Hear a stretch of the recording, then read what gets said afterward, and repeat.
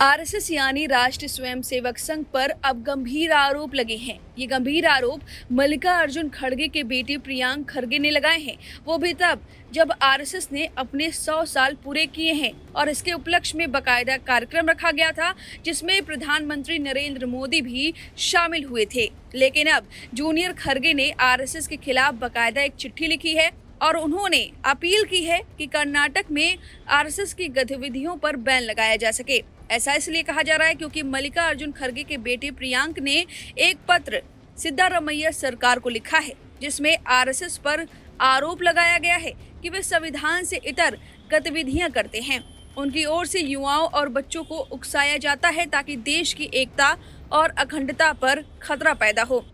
इस चिट्ठी पर बीजेपी ने पलटवार किया और साथ ही सबूत भी पेश किए, जिसका पलटवार करते हुए प्रियांक खड़गे ने बीजेपी को मूर्ख तक बता दिया। चलिए सिलसिलेवार तरीके से समझते हैं पूरी बात। दरअसल प्रियांक खड़गे ने अपने कड़े शब्दों वाले पत्र में आरोप लगाया, जिन्हें उन्होंने सोशल मीडिया एक्स पर पोस्ट भी किया, जिसके बाद बीजेपी और प्रियांक खड़गे की तू मैं शुरू हो गई। सबसे पहले प्रियांक खड़गे ने अपनी चिट्ठी दिखाते हुए लिखा कि राष्ट्रीय स्वयंसेवक संघ जब संविधान के मूल्यों को रौंदने वाली विभाजनकारी शक्तियां सिर उठाती हैं, तब उन्हें नियंत्रित करने की शक्ति और अधिकार हमें स्वयं संविधान ही देता है। आरएसएस द्वारा प्रचारित कट्टरपंथी विचारधारा के परिणाम स्वरूप आज ऐसा माहौल बन गया है कि न्यायपालिका के प्रमुख पर जूता फेंकने जैसी घटनाएं हो रही हैं और डॉक्टर भीमराव अंबेडकर का अपमान करने वाली मानसिकता बढ़ रही है। बच्चों और युवाओं पर नकारात्मक प्रभाव डालने की कोशिश करने वाले आरएसएस के प्रयासों को रोकने तथा संविधान की भावना, एकता, समानता और अखंडता को बनाए रखने के उद्देश्य से मैंने मुख्यमंत्री से अनुरोध किया है कि सभी सरकारी और सार्वजनिक स्थलों पर आरएसएस की गतिविधियों पर बैन लगाया जाए। हालांकि प्रियांक खड़गे के इन आरोपों पर कर्नाटक बीजेपी ने पलटवार किया है। प्रियांक खड़गे का ट्वीट का रिप्लाई देते हुए एक तस्वीर साझा की है, जिसमें मल्लिकार्जुन होने का दावा बीजेपी ने किया है। इस तस्वीर को साझा करते वक्त बीजेपी ने लिखा, देखिए प्रियांक खड़गे, आज आप कह रहे हैं कि संघ यानी आरएसएस की गतिविधियां जो आपके अनुसार जहर फैलाती हैं, बैन की जानी चाहिए। लेकिन क्या आपको याद नहीं है कि 2002 में बेंगलुरु के नागवारा में आयोजित समरसता संगम कार्यक्रम के दौरान आपके पिता मल्लिकार्जुन खड़गे, जो उस समय गृह मंत्री थे, खुद उस शिविर में गए थे। आरएसएस के सामाजिक कार्यों की सराहना की गई थी, पूरा सहयोग भी दिया गया था। क्या आज आप हाई कमान को खुश करने के लिए नाटक कर रहे हैं? पहले अपने परिवार का इतिहास जानिए, फिर देश की सेवा करने वालों पर टिप्पणी कीजिए। जिस पर पलटवार करते हुए प्रियांक खड़गे ने लिखा, प्रिय बीजेपी कर्नाटक के मूर्खों, अगर आपकी याददाश्त साथ नहीं दे रही तो मैं बता दूं कि श्री खड़गे उस समय गृह मंत्री थे। वे आरएसएस कार्यक्रम स्थल पर इसलिए गए थे क्योंकि उन्होंने सभी समुदायों के प्रतिनिधियों और अधिकारियों के साथ शांति समिति की बैठक की थी और उसके बाद उन्होंने आपके लोगों को कानून व्यवस्था भंग न करने की चेतावनी दी थी। जरा ठीक से देखिए, वे उस समय बेंगलुरु शहर के पुलिस आयुक्त श्री संगलियाना के साथ वहां पहुंचे थे। अगर आपको ठीक से याद हो तो उन्होंने उस वक्त साफ कहा था, या तो देश के कानून का पालन करो या फिर परिणाम भुगतने के लिए तैयार रहो। हमेशा की तरह आप लोग झूठ और फर्जी प्रचार पर ही निर्भर रहते हैं। तो ये नोकझोंक है बीजेपी और प्रियांक खड़गे में चल रही है, लेकिन इस लेटर पर अब सीएम सिद्धारमैया ने एक्शन ले लिया है। जी, अब इस लेटर के आधार पर सिद्धारमैया ने राज्य के मुख्य सचिव शालिनी रजनीश से कहा है कि वे पूरे मामले को समझें और उसकी जानकारी लेने के बाद जरूरी एक्शन ले। प्रियांक खड़गे सिद्धारमैया की सरकार में आईटी मिनिस्टर की जिम्मेदारी संभाल रहे हैं। प्रियांक खड़गे के प्रस्ताव पर भाजपा ने तीखा विरोध जाहिर किया है। भाजपा का कहना है कि अपनी असफलताओं से जनता का ध्यान खींचने के लिए सरकार चाहती है कि नया मुद्दा खड़ा हो जाए।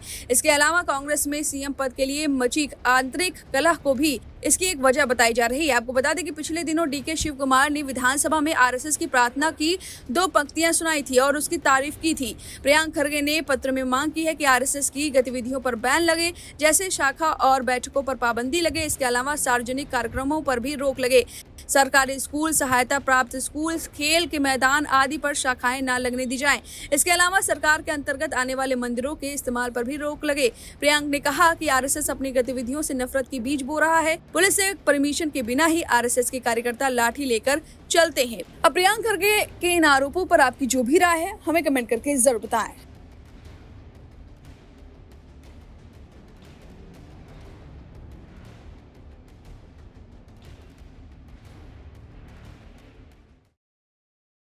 I have requested the CM in writing that RSS activities should not be allowed in government schools and colleges, government aided schools and colleges, government grounds, public places at all.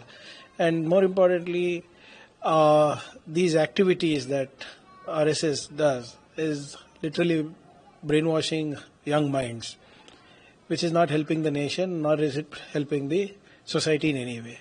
So I've written to the CM not to allow RSS activities or their baitaks, even in archaeological temples, state-owned temples.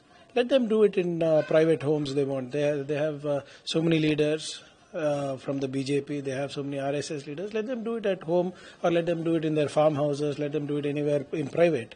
We have no problem with that. But you can't come to government schools, colleges, use government grounds for this mass brainwashing that you're doing.